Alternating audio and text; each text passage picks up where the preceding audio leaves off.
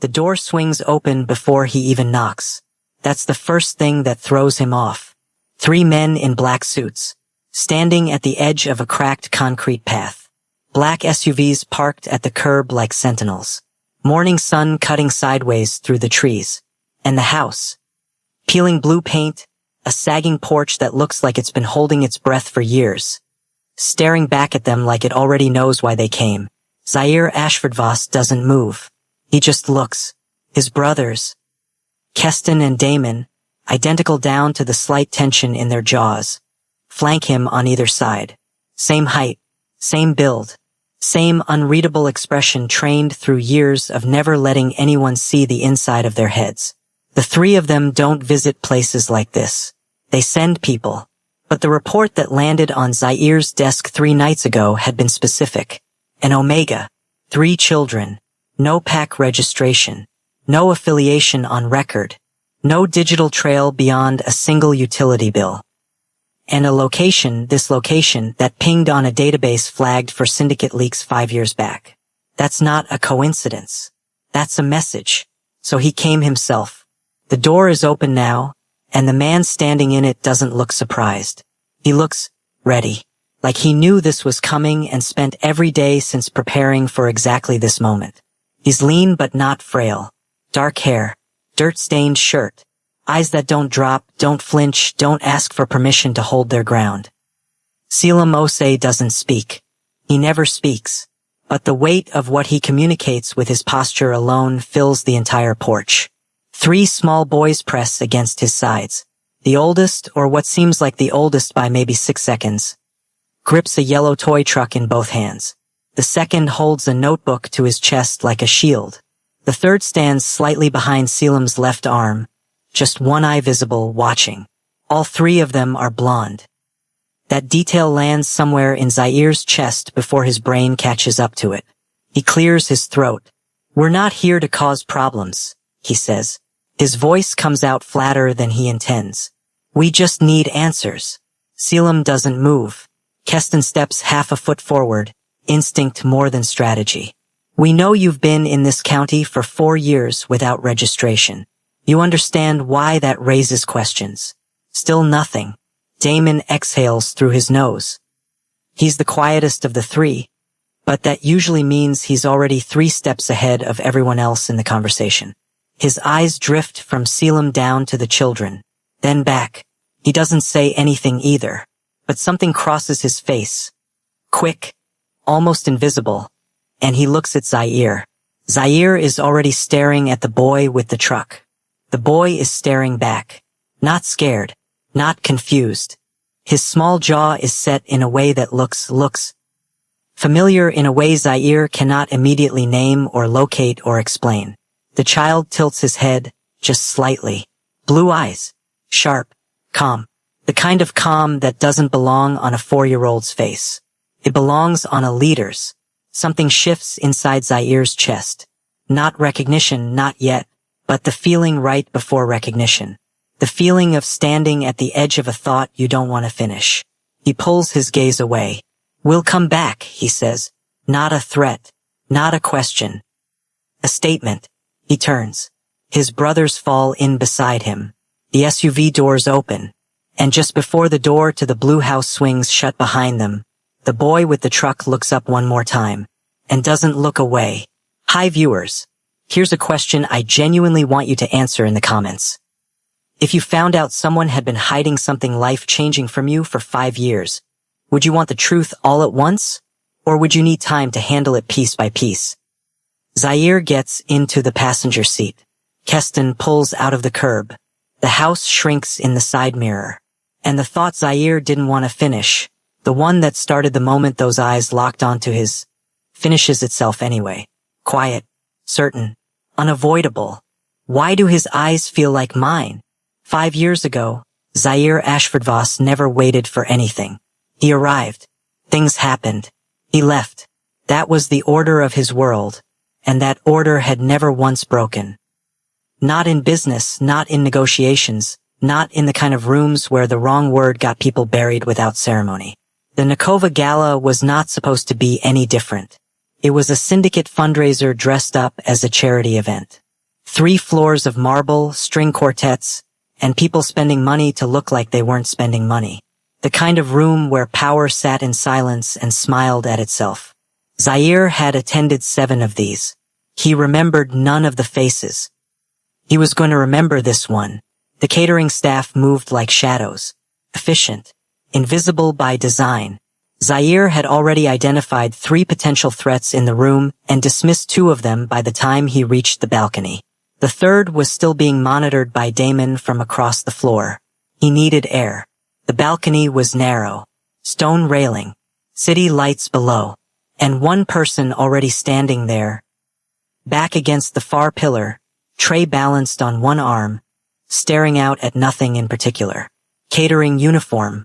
Dark hair. Still. Most people heard Zaire coming and adjusted. Stood straighter. Moved away. Performed whatever version of themselves they thought he wanted to see. This one didn't move at all. Zaire stepped to the railing. Looked out at the city. Said nothing. 30 seconds passed. The catering worker set the tray down on the small ledge beside the pillar. Slowly. Without looking over. Without any of the usual tell of someone pretending not to notice a powerful person next to them. Zaire turned his head slightly. "You're not going back inside?" The worker looked at him. No name tag visible. Young. The kind of face that held things in rather than letting them out. He opened his mouth and closed it.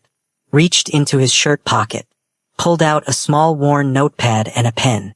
Wrote 3 words. Held it up. "Not right now." Zaire looked at the notepad. Then at him. "You can't speak." The worker held his gaze. Shook his head. Slow. No apology in it. Most people looked away from Zaire after about 4 seconds. This one held for 10 and then simply looked back out at the city. As if Zaire's presence was interesting but not overwhelming. As if power was something this person had already factored into his understanding of the world and decided was only one of many things worth noting. That shouldn't have been enough to hold Zaire's attention. It held it completely. "How long have you worked this event circuit?" Zaire asked. The notepad again. 2 years. "You choose the work?" A pause. Then the worker wrote. "Chose what works." Zaire almost smiled. He didn't, but almost. The conversation happened in short bursts across the next 40 minutes. Notes passed. Zaire talking in short questions. The worker, he still hadn't gotten a name, answering in even shorter written lines. It wasn't a conversation most people would call significant. No revelations. No dramatic disclosures. But something was happening underneath it. This person wasn't performing quiet. He actually was quiet. There was a difference. Zaire had been around enough manufactured versions to know the real one when it stood 6 feet away from him and refused to be impressed. Keston appeared at the balcony door. He gave Zaire the signal. Meeting in 30 minutes. 3rd floor back room. Zaire held up 2 fingers. 2 more minutes. Keston's face shifted. Barely. And he stepped back inside. The worker started gathering his tray. "Name," Zaire said. "The notepad." "Selim." Zaire looked at it. Nodded. "I'm." Selim wrote before he could finish. "I know who you are." Then he looked up. And for the first time something moved behind his eyes, not fear. Not admiration. Caution. He picked up the tray. Walked back inside. Door closed. Zaire stood on the balcony alone. The city lights were the same. The air was the same. Nothing about the physical world had changed. But the meeting on the 3rd floor felt, for the first time in years, like an interruption. He didn't plan to stay at the gala past midnight. But he didn't leave until almost 2. And Selim was gone before he could find him a second time. But not before one thing happened. Not before Zaire turned in the hallway near the service exit and found Selim there. Tray gone. Coat on. Ready to leave. They stood in that hallway for a moment. No words possible on one side. No words chosen on the other.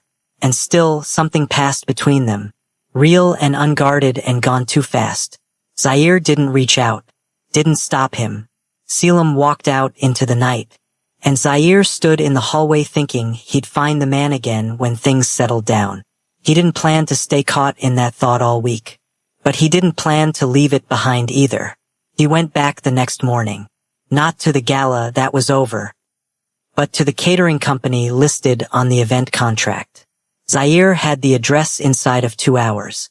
A clean, mid-size operation out of the east side. Corporate-facing front, mostly contract staff on rotation. He didn't go himself.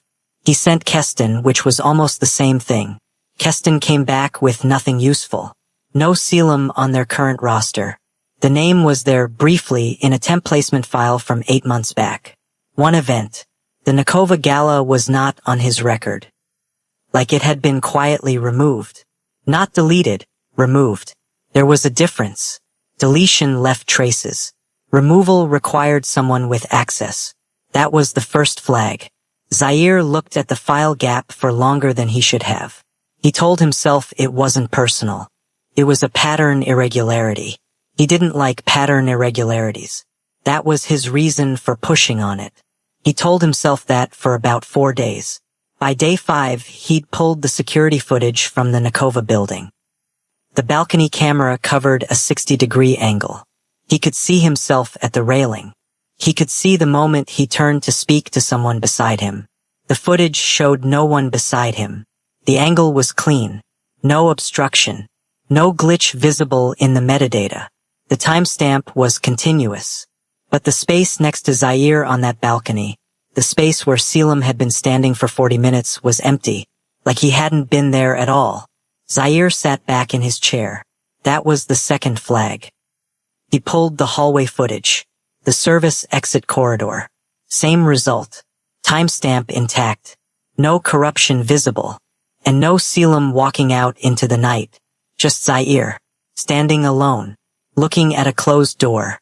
Damon reviewed the footage independently. Didn't say anything for a long time after. Then, someone scrubbed this. Not locally, remotely. After the fact. Who has access to the building system? Zaire asked. 3 parties. The venue. The event coordinator. And whoever hired the event coordinator. The event coordinator for the Nakova Gala was a shell entity. 2 layers deep into a corporate structure that dissolved 6 weeks after the event. By the time Zaire's team traced it to a viable address, the office was vacant. No forwarding information. Wall. Every door closed. And that should have been the end of it. There were bigger things happening. The syndicate fracture that had been building since the previous year was accelerating. Loyalties were splitting along lines that had seemed solid for a decade. There was no time for a missing name in a temp staffing file. Except Zaire kept returning to it. Not obsessively. Methodically. He told himself. He ran one more trace. Broader. Demographic search. The name Selim Osei, unusual enough to narrow results, pulled 3 possible matches nationally. 2 were accounted for easily. The third had a clean address 14 months prior. Then nothing. No lease renewal. No forwarding address. No utility transfers. No employment records after a specific date. A specific date that landed 2 days after the Nakova Gala. Zaire looked at that date for a long time. Something tightened in his chest that he didn't immediately name. He filed it. Moved on. The syndicate situation required full attention. He had 2 territories to stabilize and a council session that was going to turn ugly before it turned resolved. Weeks passed. Then months. The trace on Selim Osei sat in a closed folder on a secured drive. Zaire didn't open it again for 4 years. He didn't need to, because 4 years later, the report with the location of a small blue house in a quiet county came across his desk. And the name at the top of that report was the same. But what he didn't know, what he had no way of knowing from that folder or that report or any of the security footage that had been so cleanly erased, was what had happened to Selim in the days immediately after he walked out of that gala. What had hit him in the weeks that followed. What he had been carrying alone since then. And what that weight had cost him. Because the morning after the Nakova Gala, 48 hours after a hallway moment that lasted less than 30 seconds, Selim Osei sat in a bathroom of a rented room he could barely afford, hands gripping the edge of the sink, looking at something he hadn't expected. Hadn't planned for. hadn't built a single wall strong enough to protect against. And fear, the real kind, the kind that bypasses thought and lands straight in the body, replaced every other feeling he had. All at once. In one breath. He had 8 days to decide. That's what it felt like. 8 days between the moment the test confirmed what he already sensed and the moment the first person connected to the syndicate came asking questions about the gala's catering staff. Not Zaire. Not directly, but someone sent by someone. Low-level inquiry. Casual enough to look like routine. Pointed enough that Selim, who had spent 3 years learning to read the difference, understood immediately what it meant. Move. So he moved. Not in panic. Panic left traces. He moved in the quiet, methodical way he had taught himself to do everything, with a plan, with patience, and with the kind of discipline that only comes from a life that never offered the option of falling apart. He had $340, a storage unit key, and a contact 2 states over who owed him a favor that had nothing to do with the syndicate. He called in the favor. The contact, a woman named Beryl, who ran a small-town diner and kept her business in cash because she'd learned that lesson the hard way. Let him use an address. Not her home. A small rental property she hadn't listed. Isolated. Quiet. The kind of place that didn't appear on GPS unless you already had the road name. Selim was there within 72 hours. He had nothing, which meant he had everything he needed to start building. He found work within 2 weeks. Off-book, the way most things worked in towns where everybody knew each other and nobody wanted the paperwork. Construction cleanup. Hauling. Occasional kitchen shifts at Beryl's diner. She paid extra because he was reliable and never late, and never once made her feel like she owed him more than she'd agreed to. The months that followed were not easy. They were not supposed to be. He wasn't running towards something comfortable. He was running towards something survivable. And he survived. The pregnancy progressed the way these things do, with weight and exhaustion and a specific kind of physical reality that no amount of planning can fully prepare you for. He adapted. He ate what he could afford. He slept when the work let him. He kept his head down and his routine tight and his presence in the town small enough that no one had a reason to look twice. The children came on a cold morning in early spring. Not 1. Not 2. 3. The midwife, a retired nurse named Dorothea who Beryl had called in as a personal favor, didn't say much when it was over. Just looked at Selim with an expression somewhere between professional calm and quiet astonishment. 3 boys. Healthy. Loud in the way newborns are loud, which is total and immediate and completely consuming. Selim held all 3 of them in the first hour. One at a time, then together, shifting carefully. He didn't cry. He hadn't cried in years, not from hardness, but from a specific kind of practice. Feeling things fully and quietly without performance. He felt this, every part of it. He named them that same day. Ezra, Solomon, Micah. Names that carried weight without demanding explanation. The years that followed built themselves around those 3. Routine became armor. Wake early. Feed. Work while Beryl's neighbor watched the boys in the mornings. Return by afternoon. Cook what stretched. Fix what broke. The porch steps, the kitchen faucet, the window latch that never quite caught right. Sleep when he could. And watch them grow. That was the part he hadn't fully prepared for. Not the difficulty of it. The specificity. Ezra was the bold one. He walked first. Talked first. Though Selim couldn't respond in kind, Ezra didn't seem to need the verbal confirmation. He watched his father's face and understood. Solomon was the quiet one. He preferred observation. He'd sit and watch something. A beetle on the porch, the way wind moved through the grass, the expression on a stranger's face. Long past the point where other children moved on. Micah was the careful one. He touched everything gently, put things back where he found them, never rushed. 3 different people, born the same morning, shaped by the same silence, and shaped by something else too. Something Selim noticed the way you notice a sound you can't identify. Not alarming, not clear, just present. The way they carried themselves, the posture, the stillness when something caught their attention, The instinct to position unconsciously automatically with the oldest in front. It wasn't something he taught them. He was certain of that. Which meant it came from somewhere else. Someone else. And that thought, quiet, persistent, growing louder with every passing month, sat in the back of Selim's mind like a stone he couldn't move. Because they didn't just look like him. They carried his presence. He came back the next day. No warning. No call. There was no number to call. Just the black SUV at the curb again, mid-morning, and Zaire Ashfordvoss standing at the end of the concrete path like he'd been there for hours already.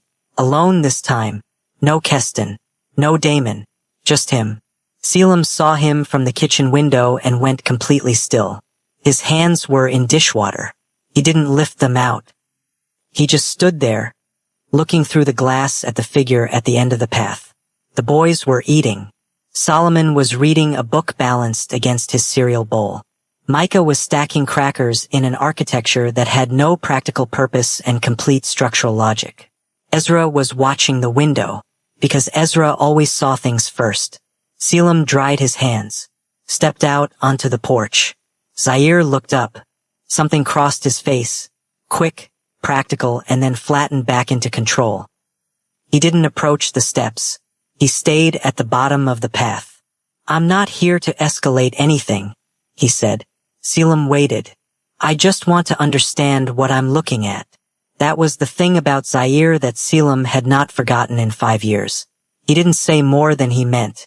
Most powerful men covered their uncertainty with volume. Zaire went the other direction. Fewer words. Heavier weight. Selim crossed his arms. Stayed on the porch. "I'll be direct," Zaire said. "The records don't add up. The timeline doesn't add up. I'm not going to pretend I came here for routine compliance follow-up. That's not why I'm here." He stopped. Selim said nothing.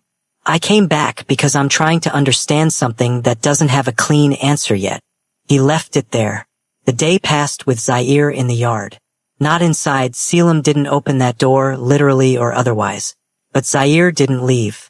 He sat on the stone wall at the property edge. Watched the road.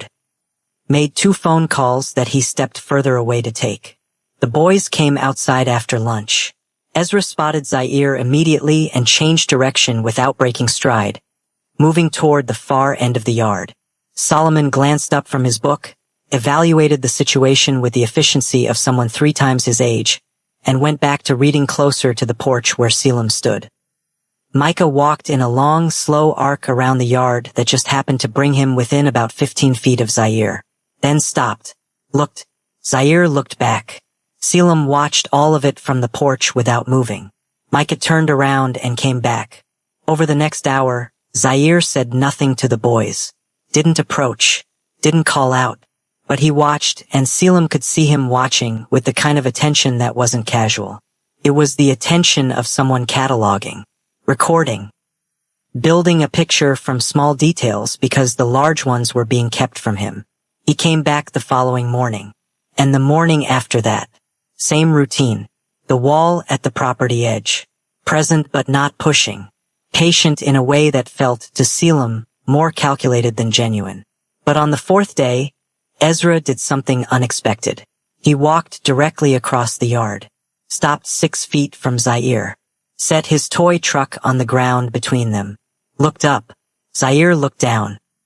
The 2 of them stayed like that for a long moment, the child and the man, without either of them moving. And then Ezra picked the truck back up, turned around, and walked back to the porch like a decision had been made. Selim watched Zaire's face during that exchange, and saw something shift. Not alarm, not strategy, something quieter than that. Something that had no business being on that face. On the face of a man who ran entire territories with a phone call and enforced loyalty with a look. That evening, as the light dropped low over the yard and the boys were inside washing up for dinner, Zaire stood and walked to the foot of the porch steps. He looked at Selim. "I'm going to ask you something," he said, "and you don't have to answer tonight." Selim waited. "But I need you to know that I've been paying attention." He said nothing else. Turned. Walked to the SUV. Drove away. Selim stood on the porch for a long time after the car disappeared. The town was quiet. The yard was still. Inside, he could hear 3 small voices. Micah counting something, Solomon correcting him gently, Ezra ignoring both of them. 3 voices. 3 boys who moved through the world with a weight they didn't know they were carrying. And Selim stood in the dark knowing that the question Zaire hadn't asked yet, the one building in the space between every visit, was the one question that, once spoken out loud, would change everything. For all of them. Because Zaire wasn't just observing anymore. He was starting to know. And the part that kept Selim awake that night, the part he couldn't push down or reason through, wasn't that Zaire was getting closer to the truth.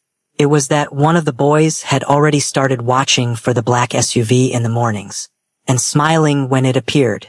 This wasn't coincidence. Not anymore. The report landed on Zaire's desk at 6:14 in the morning. He hadn't slept. He'd been sitting in the same chair since 2 a.m., not reviewing files, not making calls, just sitting, which was not something Zaire Ashfordvoss did.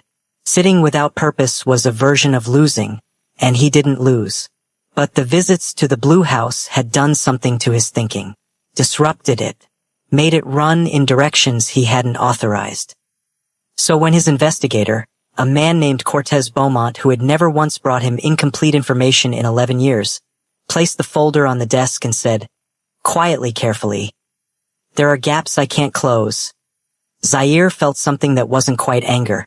It was closer to recognition. He opened the folder. Selim Osei, age 26, no criminal record, no PAC registration, no affiliated syndicate history. Clean, which by itself was unusual because in their world, everyone had something. Even the people who weren't involved had a thread that connected them to someone who was. Nothing. The catering placement from 5 years back. Gone, they already knew that. The utility bill that first flagged the location. Standard. The rental agreement for the Blue House.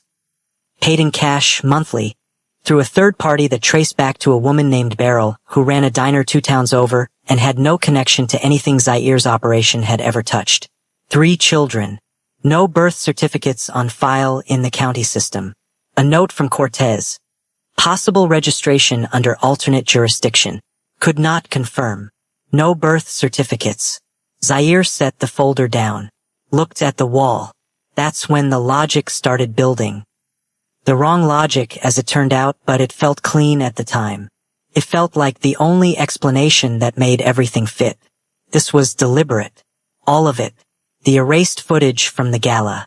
The vanishing employment record. The cash payments. The missing certificates. The location, rural, low traffic, the kind of county where people minded their business because they expected the same in return. Someone had set this up. Not out of fear. Out of strategy. And the question that followed, the one that felt to Zaire like the only logical next question, was, strategy for what? What was the play? Because there was always a play. In his world, nothing happened without a reason tied to leverage. People disappeared to resurface later with something to sell. People hid children to establish claims.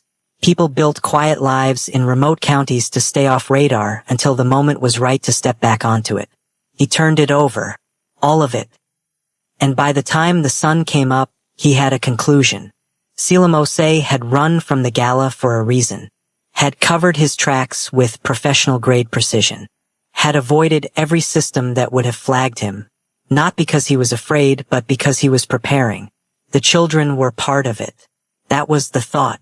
Right or wrong, and it was wrong, deeply wrong, in a way Zaire wasn't yet equipped to understand. It was the thought that settled into place and hardened. He called Cortez back in.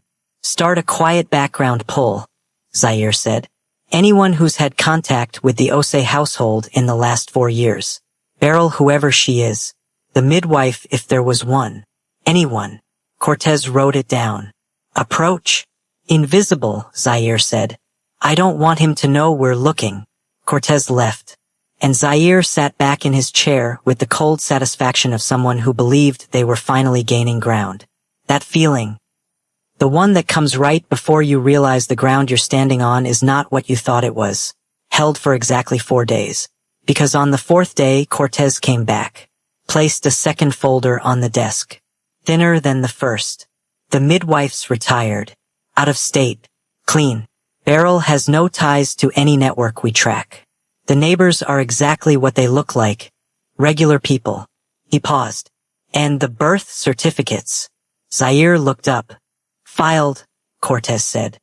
All three. Different county, about 60 miles east. Filed correctly, legally sound. No anomalies. Zaire said nothing.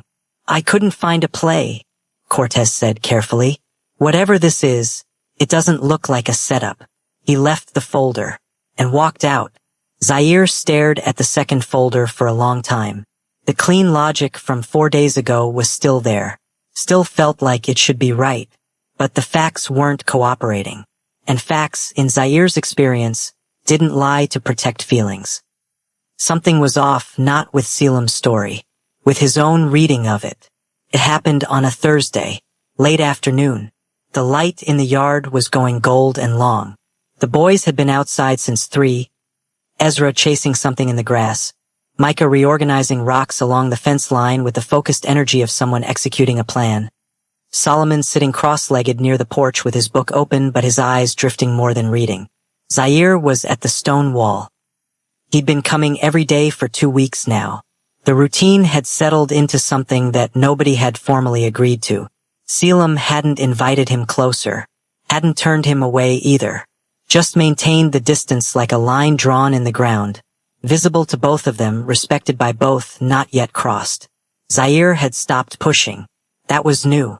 He was learning slowly, with some resistance, that pushing in this particular situation produced nothing. Selim didn't respond to pressure the way other people did. He went quieter, stiller, more internal, like a door that locked tighter the harder you pulled on it. So Zaire waited. He was looking at his phone when it happened. Not watching, actually reading something, which meant his guard had dropped in a way it almost never did in a space he didn't control. The sound reached him first. A sharp crack of sneaker sole against loose concrete. A small body pitching forward. Then the particular quality of silence that follows a child falling. That half second before the wailing starts or doesn't start.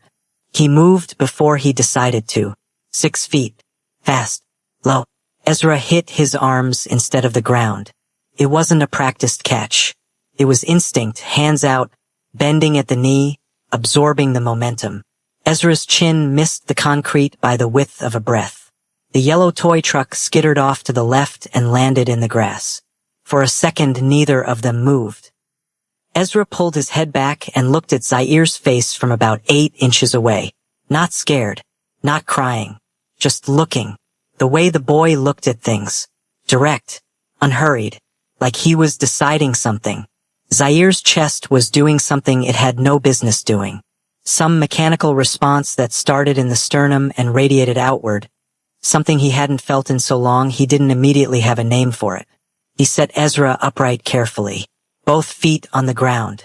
Ezra didn't step back. He looked down at Zaire's sleeve, at the spot where his small hand had grabbed it during the fall. Still gripping it, not consciously, just holding on the way children hold things before they know they're doing it.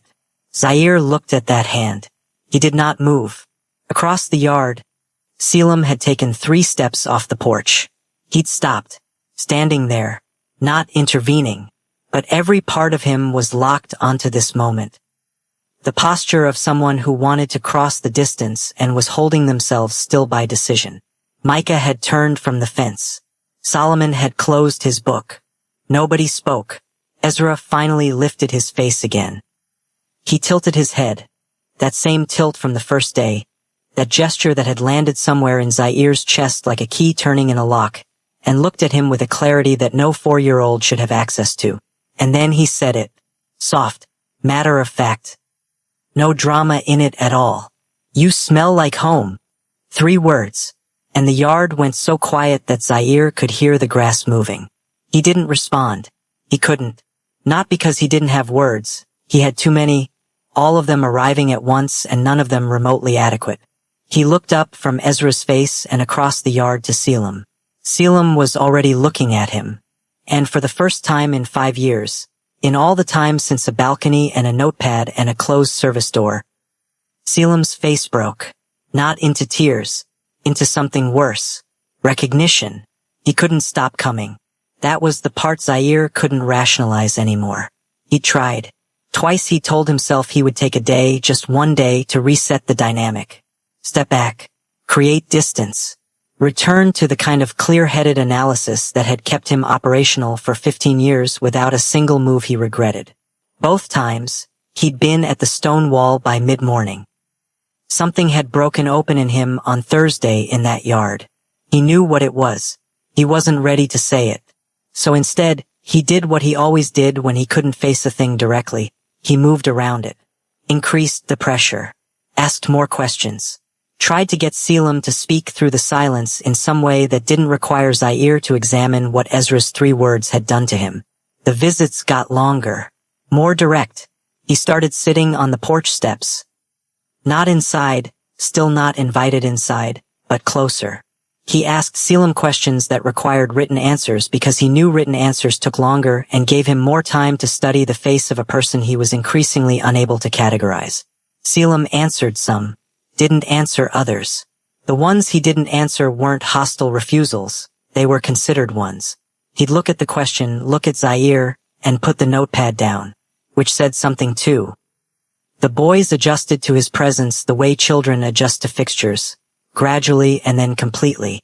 Micah brought a rock he'd apparently decided was remarkable and placed it on the step next to Zaire without explanation. Solomon asked him, via handwritten note passed through Selim, whether he knew what the largest river in Africa was. Zaire answered correctly. Solomon looked neither impressed nor disappointed, just nodded and went back to his book. Ezra continued to maintain his position. Present, watchful, never fully closing the distance and never moving entirely away. Power feels strongest right before it realizes it's wrong. That matters here. Because Zaire was still operating from the assumption that he was the one in control of what was happening. That he was the one choosing the pace. That he was gathering information toward a conclusion he would then act on in whatever way he decided. But what was actually happening, what he couldn't see from inside it, was that the children were teaching him something. Not deliberately, just by being themselves. Ezra's instinctive calm. Solomon's precision. Micah's careful hands. 3 modes of being that lived somewhere in Zaire's own chest in forms he'd compressed over decades into something barely recognizable. Keston noticed. He came on day 11. Parked behind Zaire's SUV. Walked up to the stone wall. Stood beside his brother for about 40 minutes without saying anything. Then, on the way back to the cars. You know what you're looking at. Not a question. Zaire didn't answer. Zaire. Keston stopped walking. You already know. I don't have confirmation. You have enough. They stood in the road. You've been coming here every day for 2 weeks, Keston said. That's not an investigation. That's something else. Zaire looked at the house. The light was going. One small silhouette moved past a window. Micah, probably the careful one, putting things away. I'm going to ask him, Zaire said. When? Tonight. He went back up the path alone. Selim was on the porch. The boys were inside. He could hear them through the screen door. Solomon counting. Ezra correcting the count in a voice that had somehow already developed the particular quality of someone who expected to be listened to.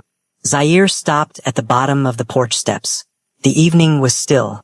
The kind of still that felt like a room waiting. He looked at Selim. Selim looked back.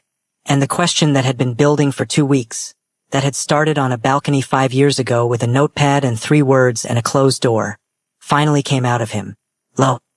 Direct. No performance in it. Who are they? Selim didn't reach for the notepad. He stood very still. And for the first time since Zaire had appeared at this house, since all of this had begun, Selim's eyes filled with something that was neither defiance nor control. It was the specific pain of someone who had been carrying something enormous for a very long time and had just been asked to set it down. The porch light flickered, one of those old bulbs that needed replacing for months. It buzzed and caught and held, and in that yellowed unsteady light, Zaire and Selim stood 6 feet apart in the most loaded silence either of them had occupied in their lives. The boys were inside. The night was quiet around them. Zaire said nothing else. He'd asked the question. He was waiting. Selim's hand moved toward the notepad on the small porch table. Stopped. Moved back. He stood straight. Looked directly at Zaire. And something shifted in his expression. Not an opening, not a surrender. More like a decision being made in real time, right there between one breath and the next. He didn't reach for the notepad again. Instead he pointed one deliberate finger toward the screen door, then at Zaire, then at himself. 3 gestures, clear as a sentence. They are yours, and mine. The air between them changed completely. Zaire heard it differently than he expected. He'd been running the possibility through his mind for 11 days. He'd built it into his thinking in layers, prepared for it logically, told himself he was ready for it factually. That when confirmation came, he'd process it the way he processed other significant information. With structure, with control. He wasn't ready. At all. His jaw tightened. His hands, usually still, always still, trained into stillness by years of needing people to read calm from him even under pressure, went rigid at his sides. He looked at the screen door. 3 voices inside. Same voices he'd been hearing for 2 weeks, like a sound he couldn't locate the source of. He looked back at Selim. 5 years, he said. The words came out low and stripped of everything except the weight they carried. 5 years you've been here. Selim held his gaze. 5 years and you. He stopped, pressed his lips together, started again differently. Why didn't you?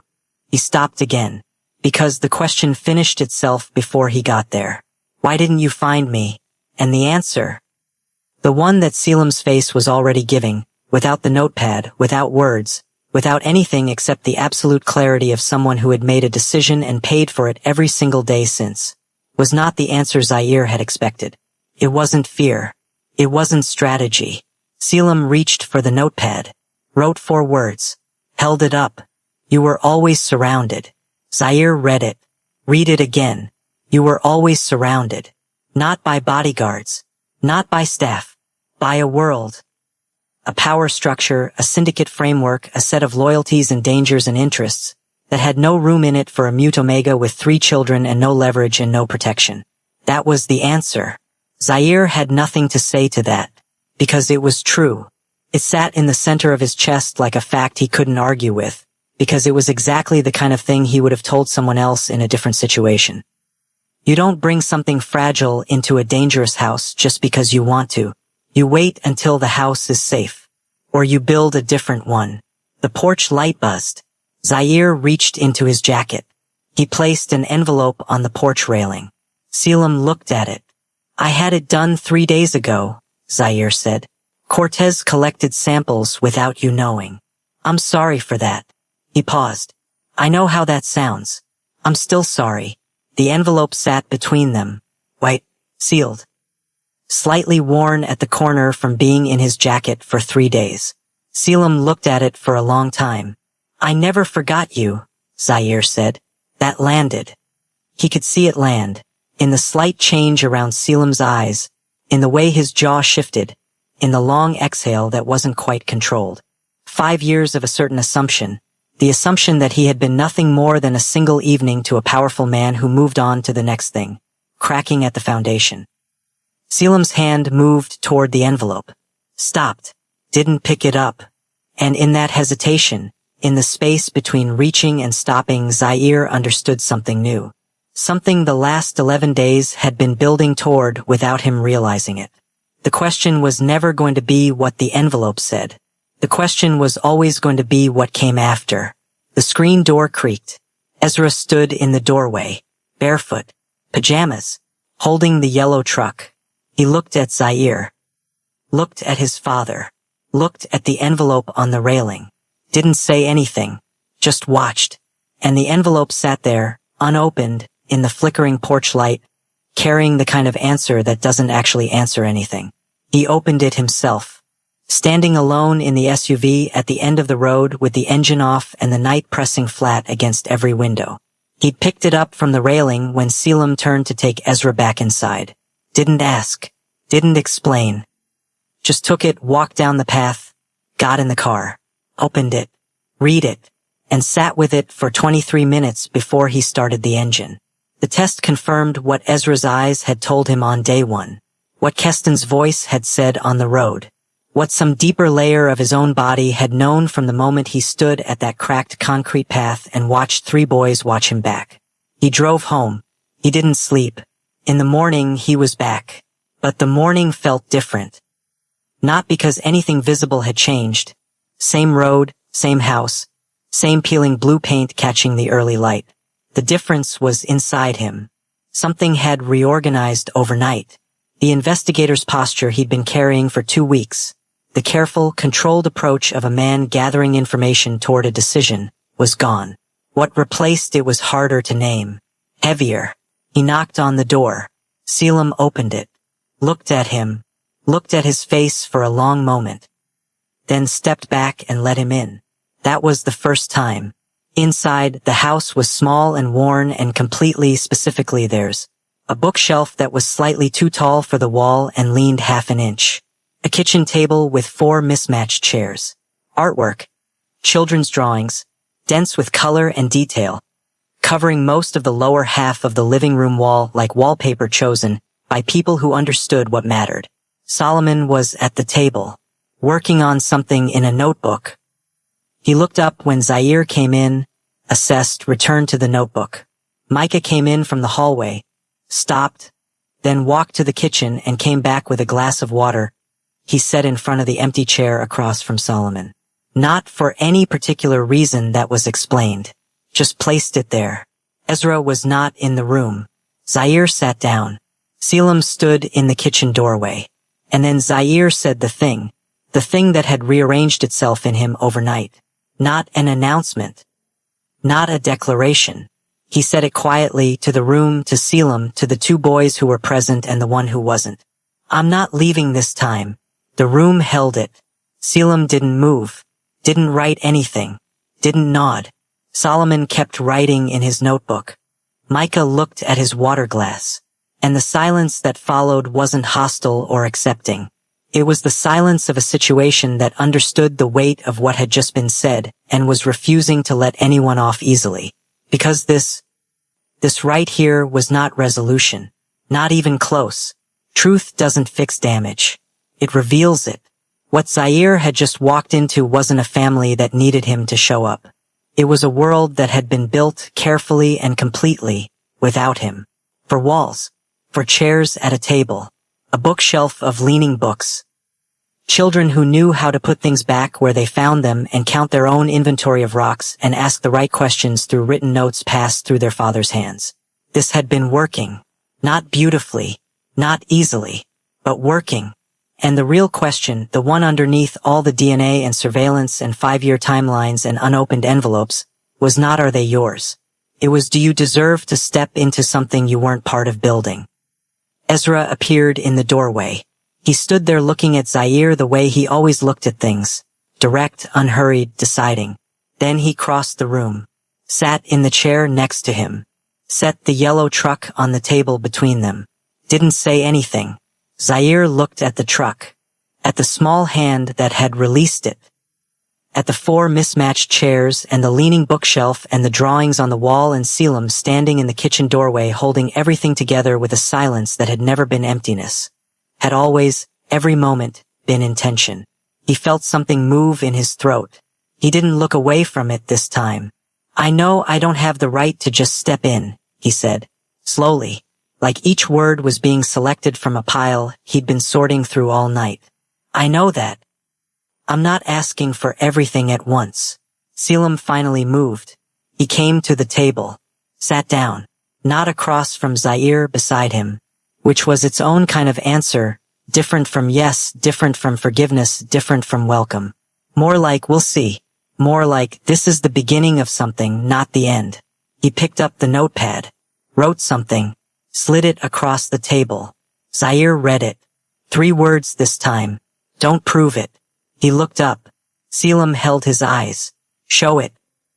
And for the first time in 15 years of running territories and enforcing loyalty and building walls around everything he'd never learned to name, the man who controlled everything sat in a kitchen chair next to a small boy with a yellow truck and understood, fully, that this was something that could not be commanded, could not be acquired, could not be managed into place, could only be earned, one day at a time, in a house with 4 mismatched chairs, and a bookshelf that was still leaning.